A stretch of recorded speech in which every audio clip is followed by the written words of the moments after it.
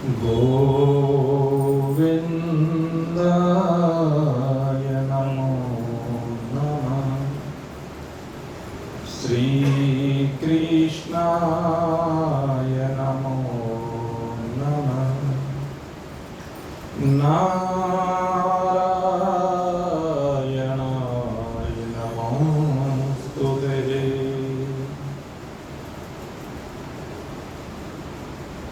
उपस्थित भगवत प्रेमी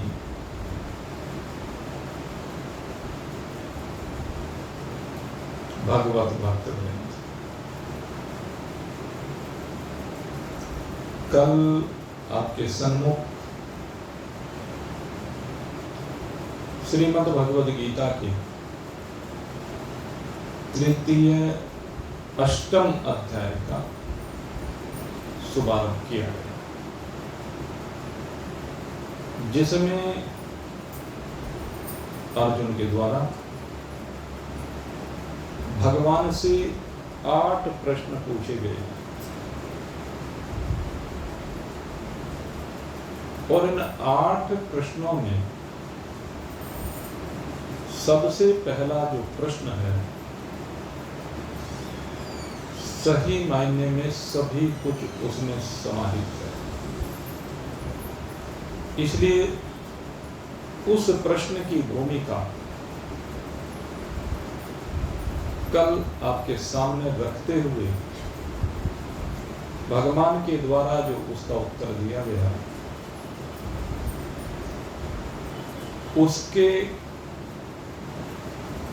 एक अंश मात्र की ओर कल इशारा करने का प्रयास किया गया। अर्जुन प्रश्न करता है, किम तद ब्रह्म किम अध्यात्मं किम कर्म पुरुषोत्तमं अधिभूतं च किम प्रोक्तं मदिदेवं किमोच्यते अधियज्ञ कथं को देहि अस्मिन् मधुसूदन प्रियान काले च कथं गेयो चिनीयतात्मभिः।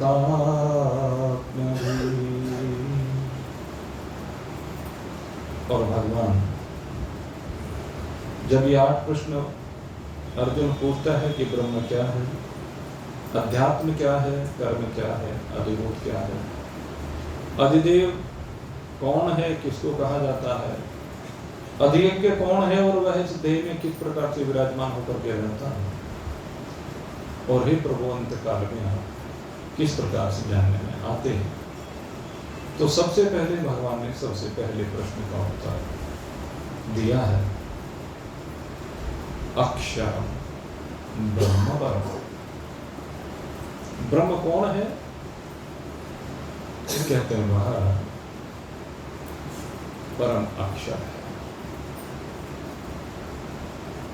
वह अविनाशी है।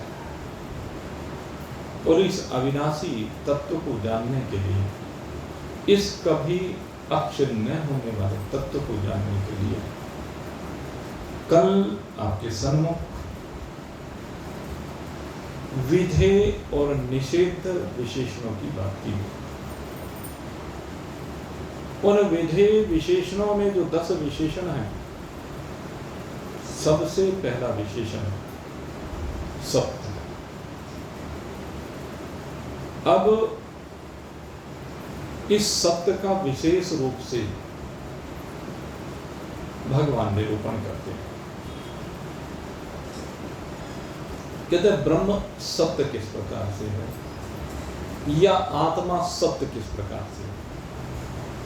जब हम ब्रह्म की चर्चा करते हैं तो समझ लेना कि ब्रह्म और आत्मा इन दोनों की ही चर्चा हो, दोनों के ही गुणकर्म स्वभाव एक ही है। यद्यपि परमात्मा में गुण है ही नहीं, लेकिन फिर भी हम गुणों के माध्यम से क्योंकि चर्चा करते हैं इसलिए कह देते हैं। दूसरी बात मैंने कहा कर्म, परमात्मा में कोई कर्म भी नहीं, अकर्मा, परमात्मा अकर्मा है। परमात्मा कोई कर्म नहीं करते, आत्मा कोई कर्म नहीं करती। न आत्मा में कर्म है न ब्रह्म में कर्म है, लेकिन फिर भी हम कह देते हैं कर्म का कर्ता, क्योंकि सब कुछ करते हुए भी वह अकर्ता है। यह विशेषता है इस आत्मा और परमात्मा की। फिर कहा स्वभाव, तो कहते हैं परमात्मा का स्वभाव भी क्या कहें, क्योंकि जब स्वभाव को कहना होगा तो गुणों में कहना पड़ेगा, और परमात्मा गुणातीत है। जो गुणातीत है उसको गुणों में कैसे बांधा जाए। लेकिन फिर भी जब हम निरूपण करते हैं तो बिना गुणों के उसको निरूपित ही नहीं कर सकते, उसका स्वभाव बताना ही पड़ेगा कैसा। तो इसलिए मैं कह रहा हूं परमात्मा के गुण कर्म स्वभावों की यद्यपि चर्चा नहीं हो सकती, फिर भी इस आरोप में इसकी चर्चा की जाती है। तो सबसे पहले परमात्मा के लिए जो विशेषण उपयोग में आता है वो सर्वाधिक उपयोग में आता है, जिसको भी कहें वही उपयोग में आता है, सत्य। तो परमात्मा सत्य है, आत्मा सत्य है।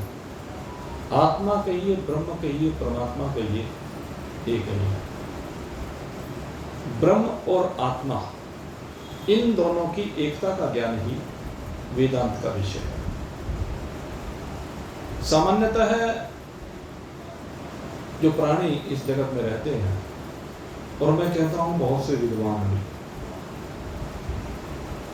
जिन्होंने वेदांत का अध्ययन नहीं किया है, वेदांत को समझा नहीं है, वो भी आत्मा और परमात्मा को भिन्न करके कह देते हैं, और वो जीव के धर्मों को लेकर के इस जीव को ही आत्मा मान लेते हैं, और जीव को आत्मा मानने के कारण से जो जीव के धर्म हैं, एक शरीर से दूसरे शरीर में जाना, विभिन्न प्रकार के कर्मों को करना, उनके भोगों को भोगना, सुख दुख आदि का अनुभव करना, लाभ हानि जय पराजय मान अपमान का अनुभव करना, ये सारे के सारे धर्म जीव के हैं, आत्मा के धर्म नहीं है। आत्मा में आरोपित है, और आत्मा में आरोपित करके ये जीव मान लेता है कि ये आत्मा के धर्म है। जैसे आपको एक लोहे का गोला, वो अग्नि में डाल दिया जाए, अग्नि में डालने के बाद जब हम उसको निकालते हैं तो वह आग का गोला अगर उस पर हाथ लगाओगे तो जलाएगा नहीं, हमारी स्किन को, चमड़ी को जला देता है। लेकिन क्या गोले का धर्म जलाना है? गोले का धर्म जलाना नहीं है, जलाना अग्नि का धर्म है। लेकिन भास कहां रहा है? गोले में भास रहा है। ऐसे आना जाना, मरना जीना, लेना देना, सुख दुख, जय पराजय, मान अपमान इत्यादि, ये सारे धर्म हैं तो जीव के, लेकिन भासते आत्मा में। और जो जान देता है कि भाई ये जलाने का धर्म तो अग्नि का है, इसमें क्योंकि अग्नि का प्रवेश हो गया है, इसलिए ये लगने लगा कि गोला जलाता है। तो ठीक इसी प्रकार से आत्मा में जो जीव कल्पित होता है, सारे धर्म उसके होते हैं, लेकिन वो भासते आत्मा में। जिनकी दृष्टि अभी पूर्णतः खुली नहीं है, वो इनको आत्मा के धर्म मान लेता है। अन्यथा आत्मा असंग है, आत्मा बिल्कुल निर्लिप्त है, आत्मा में कोई कर्म नहीं, और उस बात को यहां पर सिद्ध किया जाएगा। एक तो कहना हो देता है, और कहने पर भाई हम अपनी मान्यता बना लेते हैं, लेकिन उस मान्यता में संशय रहते हैं। लेकिन कहने के बाद हम समझ जाएं, तर्क वितर्क के द्वारा, खूब तर्क वितर्क करें, लेकिन कुतर्क नहीं। शास्त्र कहता है आप तर्क वितर्क करने में कुशल होने चाहिए। भगवान शंकराचार्य जी ने भी विवेक चूड़ामणि में यही बात कही कि शिष्य को तर्क वितर्क में कुशल होना चाहिए। हर ओर से घुमा फिरा करके आगे पीछे दाएं बाएं नीचे ऊपर से उसको समझना पड़ेगा कि परमात्मा एक है, एक रस है, कोई परिवर्तनशील नहीं। वो सर्वत्र सब ओर से ऐसा ही है, उसका स्वभाव हर ओर से ऐसा नहीं कि उसका स्वभाव एक ही ओर से ऐसा है, वो सब ओर से ऐसा ही है। तो ये कब समझ सकता है? जब सब ओर से उसको जांच लिया जाए, परख लिया जाए, समझ लिया जाए। और जब समझ करके माना जाता है, किसी भी चीज को समझ करके माने तो उसकी बात तो अलग होती है, फिर संशय नहीं रहते। इसीलिए कहते हैं कि वेदांत में कोई संशय नहीं छोड़ा जाता है, तर्क वितर्क खूब किया जाता है और तर्क वितर्क के बाद समझा जाता है। लेकिन कोई कुतर्क करे, अब कुतर्क का कोई जवाब नहीं होता और किसी के साथ बहस करने का विषय भी नहीं होता। ये ज्ञान केवल जिज्ञासु को दिया जाना चाहिए, जो जानने की इच्छा से एकत्रित होता है, अपने पास आता है, उसको ये ज्ञान दिया जाता है। और जिसकी जानने की इच्छा ना हो, केवल तर्क वितर्क करने के लिए आया हो, नुक्ताचीनी करने के लिए आया हो, वो इसका अधिकारी नहीं होता। इसलिए उसके आगे हाथ जोड़ करके हम छोटे बाप के बन जाए तो कोई दिक्कत नहीं होती। जो छोटे बाप का बन जाता है वही वास्तव में बड़ा होता है। जो सदा अपने आप को ऊपर रखना चाहता है वो कभी बड़ा नहीं हो सकता। हमारा क्या जा रहा है, उसमें भी एक ही परमात्मा विराजमान है, जो हमारे में वही उसमें। तो इस बात को समझना होगा। तो आइए अब सबसे पहले हम विशेषण कौन सा है? सत्य। ये सत्य क्या है? तो सत्य को शास्त्रों ने कहा कि सत्य वो है जो त्रिकाल अबाध्य है। त्रिकाल अबाध्य का मतलब तीनों कालों में जिसका बाध ना किया जा सके, काल जिसमें आए और चले जाए। काल तो आने वाला है और जाने वाला है, लेकिन परमात्मा आने वाला और जाने वाला नहीं है। भूतकाल अपनी हाजिरी लगा करके चला गया, वर्तमान काल सामने उपस्थित है और भविष्य काल आने के लिए तैयार बैठा हुआ है। तो ये क्या हुए? जो भूत था वो तो चला गया ना, जो वर्तमान है वो भी चला जा रहा है, और जो भविष्य है वो आकर के हाजिरी बजा करके वो भी चला जाएगा। तो ये तो सब आने वाले हो और जाने वाले हो। पहले भूत वर्तमान बनकर के हमारे सामने आया और चला गया, वर्तमान भी चला गया, भूत बन गया जाकर के, और भविष्य आने के लिए जो तैयार बैठा है वो भी वर्तमान बन करके भूत हो जाएगा। ये चक्र है। लेकिन परमात्मा हर काल में विराजमान है, इसीलिए उसको सत्य कहा गया। काल के द्वारा जिसका बाध ना किया जा सके, काल में जिसको ना बांधा जा सके, वही परमात्मा है, इसलिए सत्य है। तो सत्य का मतलब एक तो क्या बात हुई कि तीनों कालों में कोई काल ऐसा ना हो जिसमें वो ना हो, ऐसा कोई सिद्ध कर नहीं सकता। परमात्मा तो हर काल में सदा ही, परमात्मा भी तीनों कालों में है और ये आत्मा भी तीनों कालों में है। आत्मा न केवल काल में है, अपितु काल के अंतर्गत जो अवस्थाएं आती हैं उन सब में भी है। सबसे पहले कहा कि जैसे तीन अवस्थाएं शरीर की होती हैं, इन तीन अवस्थाओं में सबसे पहली अवस्था कौन सी है? जिसमें इस समय शरीर बैठा हुआ है, जागृत अवस्था है। तो इस जागृत अवस्था में आप अपने आप को लीजिए। इस जागृत अवस्था में आप अपने को अनुभव करते हैं कि नहीं? जो भी कुछ आपके सामने क्रियाकलाप हो रहा है, आपके सामने हो रहा है, आपकी उपस्थिति में हो रहा है, आपके अस्तित्व में। ये जो भी कुछ है, जितना भी घटना चक्र है, उसमें आप सदा विराजमान है कि नहीं है? आप उसको देख रहे हैं कि नहीं देख रहे हैं? आप उसको जान रहे हैं कि नहीं जान रहे हैं? यानी जागृत अवस्था में कोई काल ऐसा है क्या जिसमें आप ना हो, जिसमें आप ये अनुभव करते हो कि मैं नहीं हूं? कभी ऐसा अनुभव किया क्या?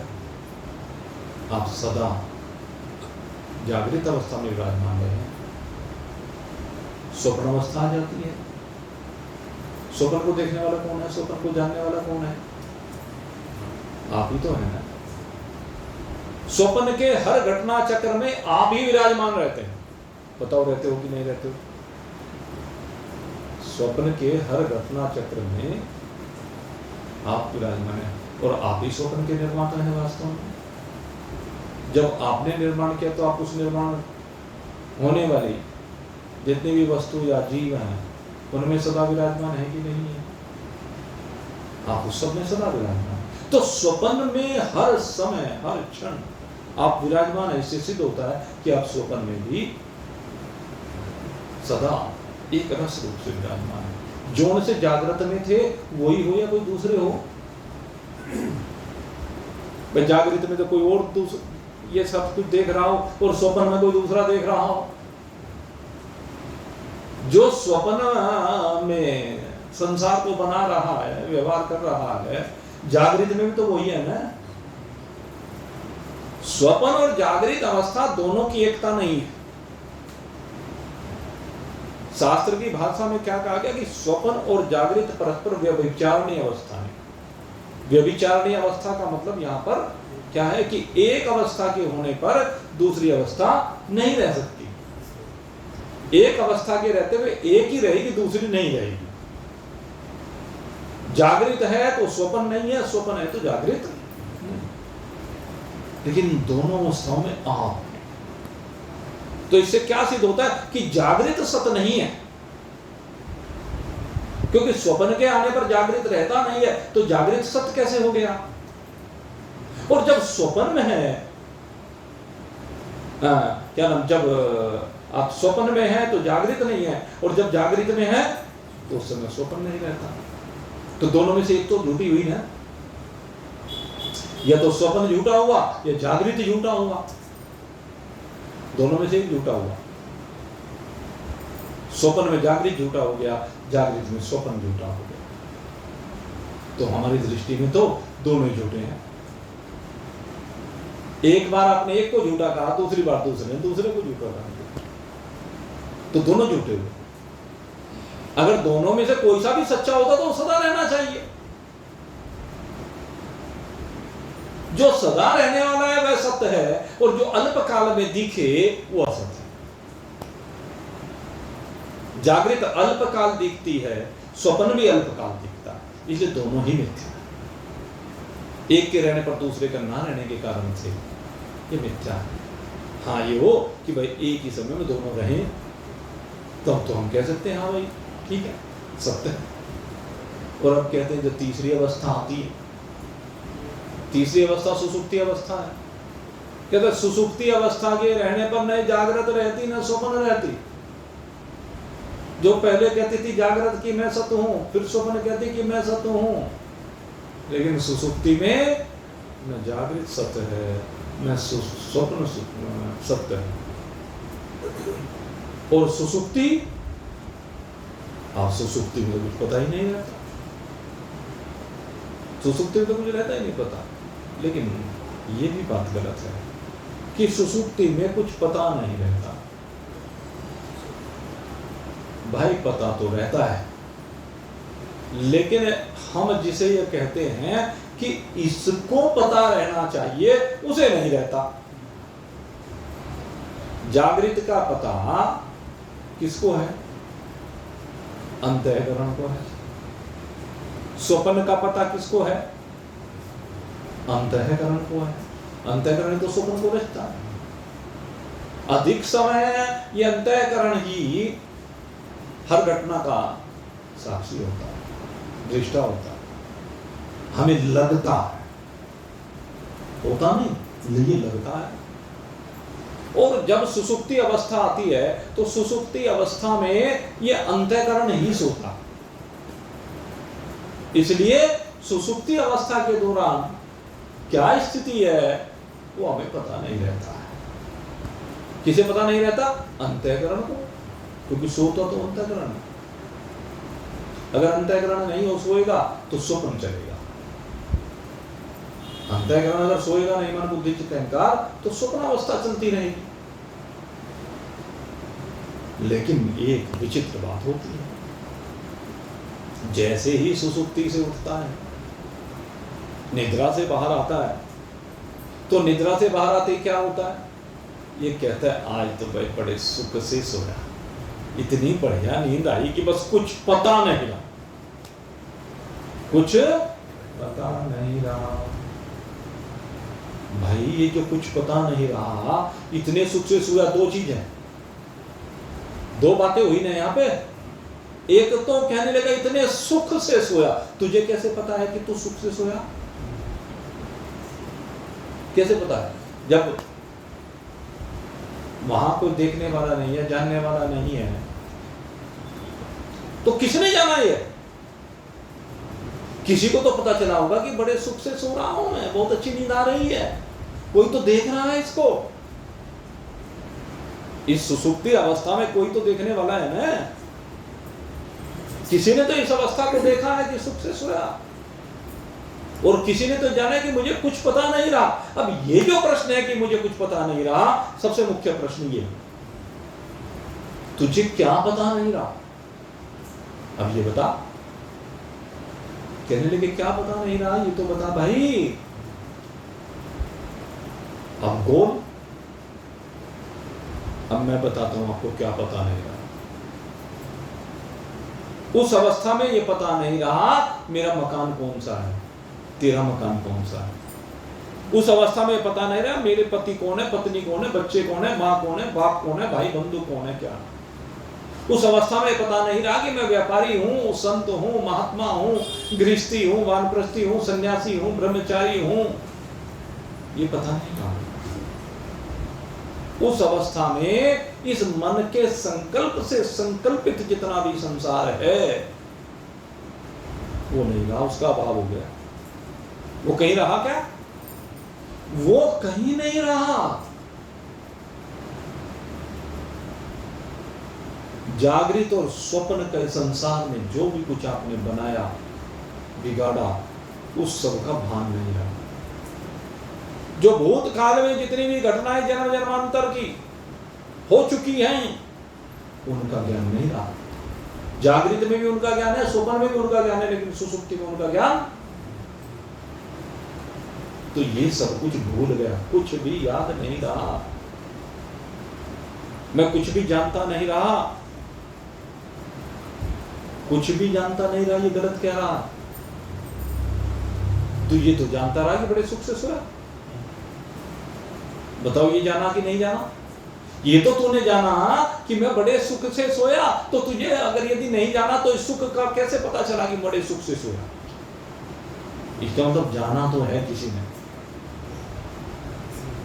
बस कमी ये है कि तू अभी उसको नहीं पहचान पा रहा है जिसने ये जाना है। और जिसने ये जाना है इस शरीर भाव को लेकर के, वही तू है। अभी मैंने इस शब्द के ऊपर गौर करना, इन बातों के ऊपर। जिसने ये जाना सब कुछ, वही तू है शरीर को लेकर। मैं शरीर को लेकर कह रहा हूं। अब वो कौन है? कहते वो जीव है। ये वो जीव है जिसने ये जाना कि कुछ भी पता नहीं रहा उस चीज का, और उसी ने ये जाना कि मैं सुख से सोया। वो सोया, उसने देखा अंतःकरण को सुख से सोते हुए। आज ऐसे सुख से अंतःकरण सो गया कि संसार रहा ही नहीं, संसार की स्मृति रही ही नहीं, मूल नहीं मिटा संसार का, मूल नहीं मिटा, कुछ समय के लिए विस्मृति हो गई। कुछ समय के लिए संसार को भूल गया, तो ये जीव ने जाना। जीव का संबंध शरीर से है, इसलिए मैंने कहा शरीर को लेकर के जिसने जाना उसको जीव कहा, और जीव ने जिसकी वजह से जाना। अब विषय, अब ये जीव ने इस सुसुप्ति में जो जाना, यद्यपि एक बात और मैं साथ साथ स्पष्ट करता चलूं कि जागृत और स्वप्न में भी जो कुछ जानता है वो जीव ही जानता है। वो लगता हमें यह है कि अंतःकरण जान रहा, मन जान रहा, लेकिन वास्तव में मन नहीं जानता।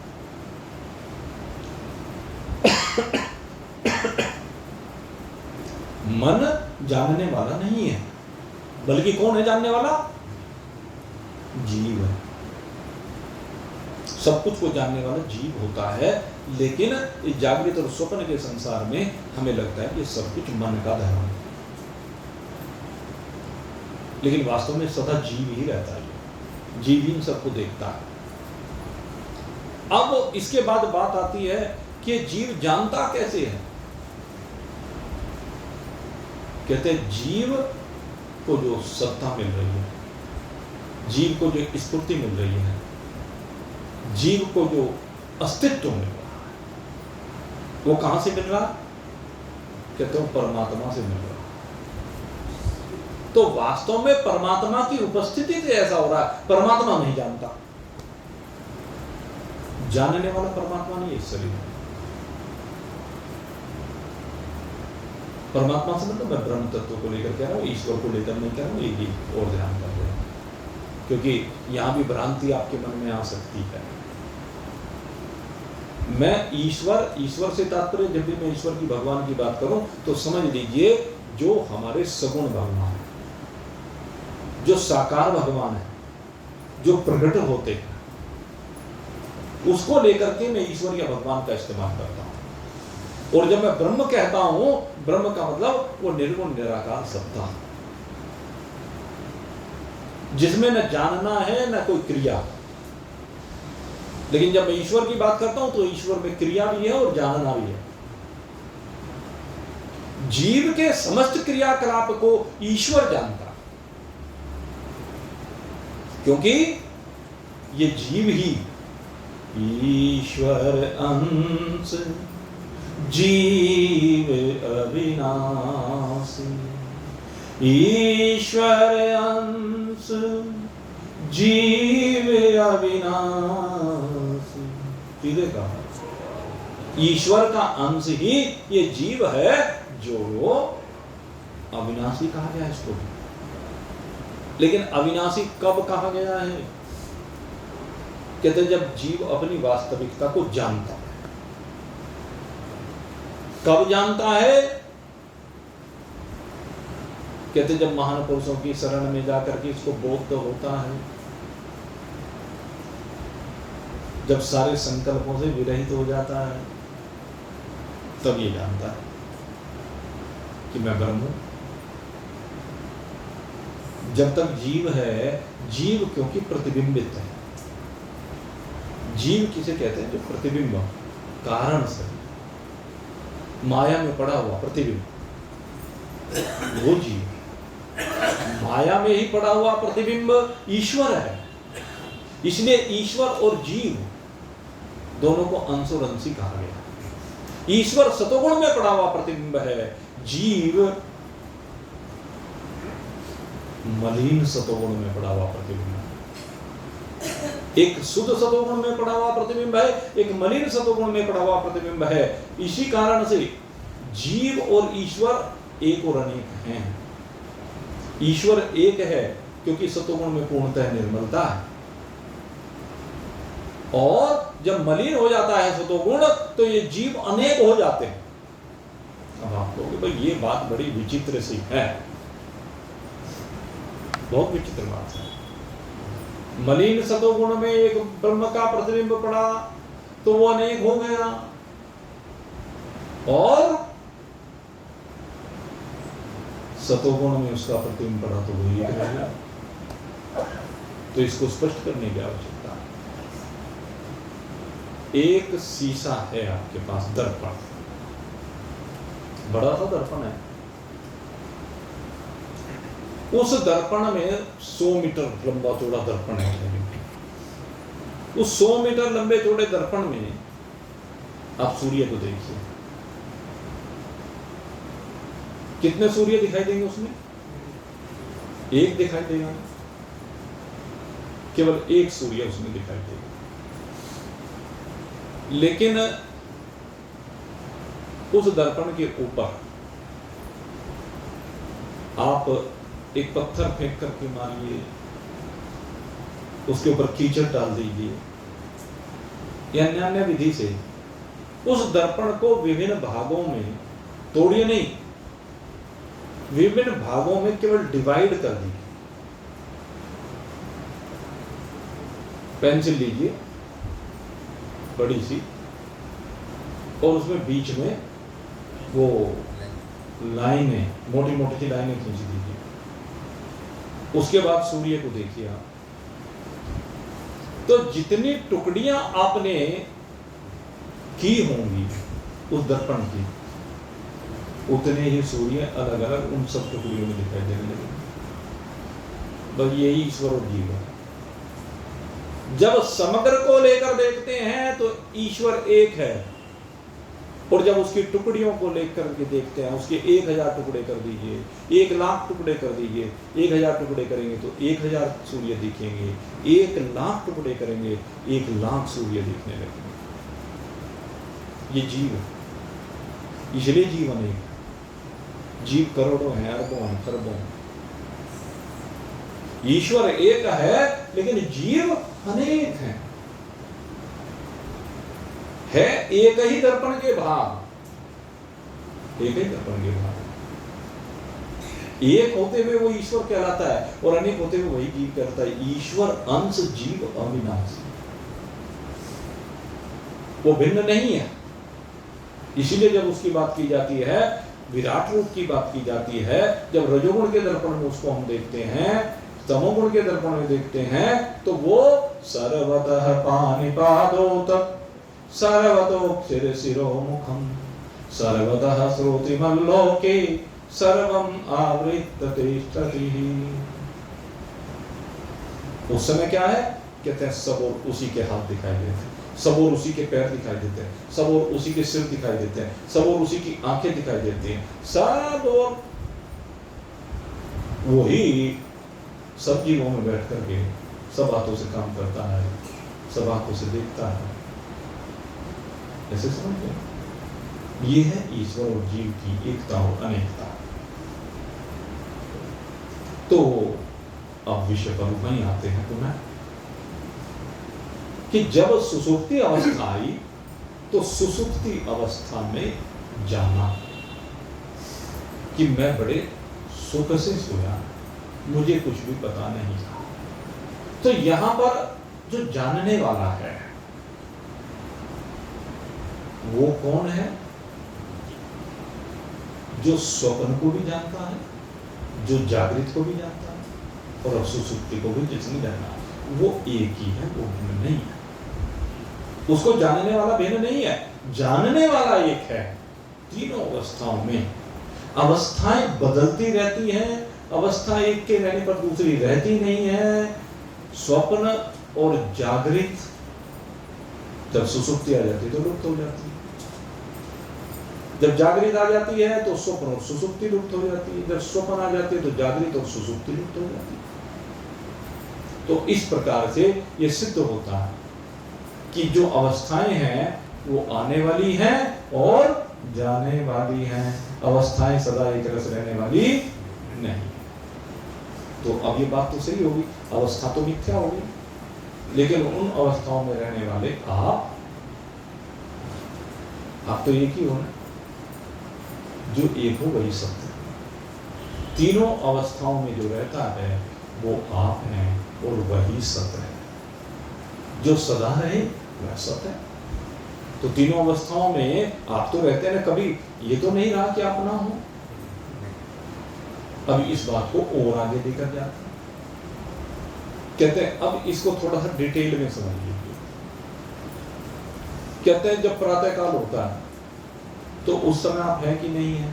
बस इतना विचार की। प्रातः काल हुआ, उस प्रातः काल के समय आप हैं कि नहीं है? प्रातः काल से आगे हम बढ़े, मध्याह्न काल आ गया, आप उस समय भी हो कि नहीं हो? सायकाल आ गया, उस समय आप हो कि नहीं हो? रात्रि काल आ गया, उस समय आप हो कि नहीं हो? दिन में भी आप हो, रात में भी आप हो कि नहीं हो? दिन और रात आते हैं जाते हैं, प्रातः मध्याह्न रात्रि आते हैं और जाते हैं, अवस्थाओं की तरह तो है ये भी। प्रातः काल जब होता है तो उस समय मध्याह्न नहीं कह सकते, जब मध्याह्न होता है उसको प्रातः काल नहीं कह सकते, साय होती है तो उसको आप प्रातः काल या मध्याह्न नहीं कह सकते। सारी अवस्थाएं परस्पर ये भिन्न है और सारी अवस्थाओं में वातावरण भी भिन्न होता है, प्रकृति की स्थिति भिन्न प्रकार की होती है। लेकिन आप में कोई भिन्नता नहीं है। मध्याह्न काल में गर्मी कितनी बढ़ जाओ, गर्मी में मध्याह्न काल में कितनी बढ़ जाती है, लेकिन आप भी घटते बढ़ते हो क्या? प्रातः काल में गर्मी कम होती है, जैसे आप प्रातः काल में हो मध्याह्न काल में भी आप तो वैसे ही होना, वही होना। सायकाल में भी आप वही हो, गर्मी घट गई। सर्दियों में प्रातः काल और साय के समय सर्दी बढ़ जाती है, तो आप तो तब भी जो के तो वही हो। दोपहर में सर्दी कम पड़ जाती है तो भी वही हो, आप तो नहीं बदले ना। आप किसी भी काल में बदलने वाले नहीं हैं। आप प्रातः में भी वही हैं, मध्याह्न में भी वही हैं, रात्रि में भी वही हैं, दिन में भी वही हैं, रात में भी वही हैं। और इसके बाद कहा दिन और रात के बाद कहते हैं कि एक पक्ष होता है, एक कृष्ण पक्ष होता है, एक शुक्ल पक्ष होता है। कृष्ण पक्ष में भी आप रहते हो, शुक्ल पक्ष में भी आप रहते हो, पक्ष तो आते हैं और जाते हैं। कृष्ण पक्ष के रहने पर शुक्ल पक्ष नहीं रहता, शुक्ल पक्ष के रहने पर कृष्ण पक्ष नहीं रहता, लेकिन आप तो रहते हो ना। इसके बाद उन दोनों का महीना बन जाता है, दो पक्षों का।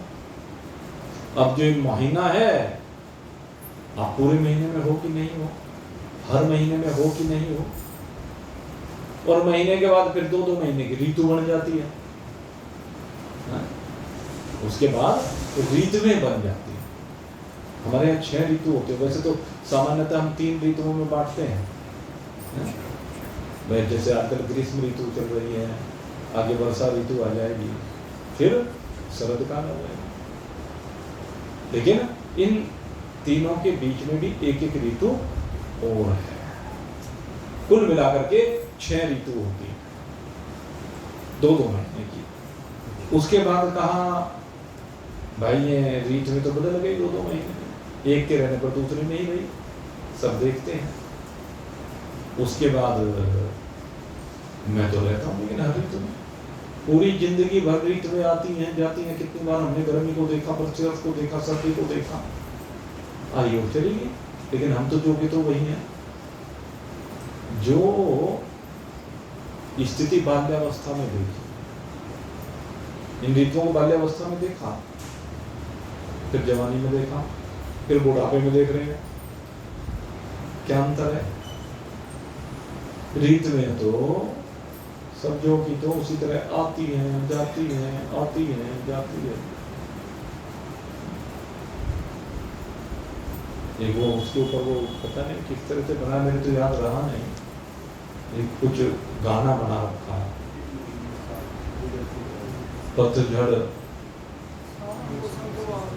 पतझड़ सावन बसंत बहार, वो कुछ है उस तरह का। ये साल के मौसम है जो आते हैं और चले जाते हैं। पतझड़ भी आता है, सावन भी आता है, सर्दी भी आती है, बसंत भी आती है, बहार भी आती है, सब बदल है। बाल्यावस्था में भी हमने सबको बदलते हुए देखा, जवानी में भी हमने सबको बदलते देखा, और बुढ़ापे में भी देख रहे हैं। देख रहे हैं ना, सब अवस्थाओं में देख रहे हैं। लेकिन ये देखने वाला वो एक है कि अनेक है? वो देखने वाला कभी बदला क्या? शरीर की बाल्यावस्था को जिसने देखा, जवानी में वो बदल गया क्या? जो जवानी को देख रहा है, बाल्यावस्था को तो उसने देखा ना। अब जो बुढ़ापे में है वो बदल गया होगा भाई? वो भी नहीं बदलता, वो भी वही का वही है। वही बाल्यावस्था में था, वही जवानी में था, और वही बुढ़ापे में। और इसके बाद कहते हैं भाई इससे पहले जो देह थी, इससे पहले तो देह थी ना भाई, इसका तो हमें पता नहीं, लेकिन इसके बाद भी देह होगी, उसका भी पता नहीं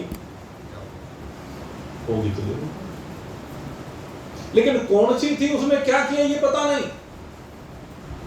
हम न जाने कितने देहों में पहले रह करके चले आए, और आगे नहीं, किसी को नहीं रहना, अज्ञानी रहेंगे, ज्ञानी को नहीं रहेंगे। पहले कितनी देहों में जीव रह चुका रहा, कोई बात नहीं, अब रह रहा है कोई, लेकिन आगे कोई रहे हमें नहीं रहे, हमें तो यहीं पर यात्रा खत्म कर दी। इस बार इस यात्रा को यहीं पर विश्राम देना है। इस बार इस आने जाने के चक्र से मुक्ति को पाना है, क्योंकि वास्तव में मेरे में आना जाना है ही, आना जाना मेरे में नहीं है। ये आना जाना तो भ्रांति है, स्वप्न है, मिथ्या है। अज्ञान के कारण आना और जाना भासता है, वास्तव में मेरे में आना और जाना नहीं है, क्योंकि मैं आत्मा हूं, मैं ब्रह्म हूं। आना और जाना जीव का एक शरीर से दूसरे शरीर में है, और जब जीव को अपने स्वरूप का बोध हो जाए कि मैं शुद्ध सच्चिदानंद घन ब्रह्म हूं, तो फिर आने और जाने की बात मिट जाए, आने और जाने की बात फिर मिट जाती है। तो मैं पहली देहों का, जितनी भी देह हुई है वो सारी देह, उनमें मैं हूं, इसमें भी मैं हूं, और आगे जब देह नहीं रहेगी तब भी मैं हूं, और जिनकी रहेगी तब भी मैं हूं, अगर है किसी की। क्योंकि कुछ तो ऐसे है ना जो केवल घर के झगड़े से बचने के लिए, समय पास करने के लिए आ जाते हैं, कुछ ऐसा भी। एक बार क्या हुआ, एक में सच्ची घटना बता, एक बार यहाँ पर शामली में एक कथा चल रही थी, रात्रि में, वो रात्रि में करते थे, रात को 10 बजाते, 11 बजाते, 12 बजाते, उनका कोई हिसाब नहीं था। तो वो जो रात्रि में कथा कर रहे थे, अब उस समय क्या होता था आपको पता है, रात को बिजली पता नहीं किस समय आती थी। तो एक आदमी जो है हमारा मिलने वाला कहने लगे जी, वो गर्मी का बहुत मौसम था, सर्दियों में विशेष कुछ पता चलता नहीं, गर्मी का मौसम था। कहने लगे भाई मुझे तो बढ़िया ठिकाना मिल रहा। कहने लगे वहाँ मैं तो जैसे ही रात होती है घर से खाना खा के जाता हूँ, और जाकर के वहाँ जो पंखा चल रहा होता है सबसे पहले जाकर के उसके आगे बैठ जाता हूँ, और आराम से 2-3 घंटे सो करके आता। तो कुछ ऐसे कथाओं में श्रोता भी होते हैं, श्रोता नहीं सोता, जिनका काम क्या है, सोने का। अब जो आके सो जाते हैं तो भाई अब वो तो अगली देह उनको ना मिले, ऐसा कैसे संभव है, उनको तो देह मिलेगी। हालांकि कथा में आके सो जाने वालों का भी पुण्य कर्म तो बन जाता है, पुण्य उनका भी होता है भाई, ये आपको पता, तो ये नहीं, उसमें कोई पाप नहीं है। अरे कथा में आकर के शरीर बैठा तो सही, और भूल चूक से, गलती से जब वो सोना चाह रहा है, उस समय कुछ तो कान में घुस ही जाता, कुछ ना कुछ तो घुसेगा ही ना कान में, और पता नहीं कब कान में कोई ऐसी चीज घुस जाएगी उसका कल्याण होगा, ये भी संभव है। तो जो सोने के लिए भी आता है, अगर यदि कुछ उसके कान में घुस गया तो अगली देह उसकी भी छुट्टी होगी, क्योंकि देह छूटने में इतना ही समय है भाई। देह के बंधन से छूटने में भी इतना समय। कितना समय? कहते घोड़े की रकाब में पैर रख करके चढ़ने में जितना समय लगता है, चुटकी बजाने में जितना समय लगता है, मुक्ति होने में इतना ही समय लगता है, अपने स्वरूप का बोध होने में इतना ही समय लगता है, आत्मा परमात्मा का ज्ञान होने में इतना समय लगता है। पहले की साधनाएं कितनी भी लंबी हो सकती हैं, लेकिन जिस समय कपाट खुलते हैं ना, तो ऐसा ही होता है जैसे बिजली का स्विच दबाया और अंधकार दूर हो गया। कितना समय लगा? प्राण जाने में भी इतना ही समय लगता है भाई शरीर से, बस उससे ज्यादा नहीं लगता। इसलिए प्राण जाने में किसी को कष्ट नहीं होता। तो प्राण जाने से पहले जो पड़े रहते हैं वो है भाई गड़बड़। लेकिन प्राण जाने में किसी को समय नहीं लगता, प्राण तो यूं ही निकल जाते हैं। आप खुद सोच के देखो, एक श्वास जो अंदर गई है और उस गई हुई सांस को आपने बाहर छोड़ा, कितना समय लगा? 1 मिनट में कितनी सांस ली जाती है? गिन के देखिएगा कभी? दिल तो बताते हैं वो 72 बार धड़कता है। अब श्वास किसी की लंबी होती है, किसी की छोटी होती है, चलो जितनी भी लेता हो कोई है। 1 मिनट में कोई कितनी भी श्वास ले तो कितनी ले सकता है? 10 तो, 15 तो, 20 तो।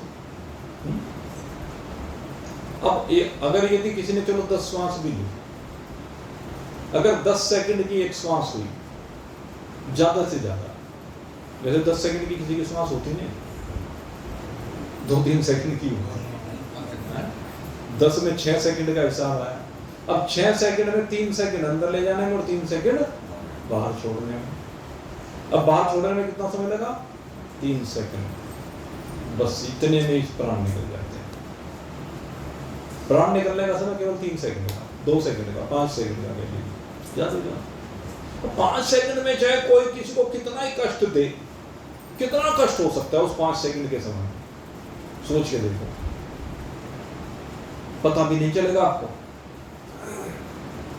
तो ऐसे जैसे शरीर के छूटने का पता नहीं चलता है, ऐसी भाई ज्ञान होने का भी पता नहीं चलता, वो चुटकी बजाते हो जाता है।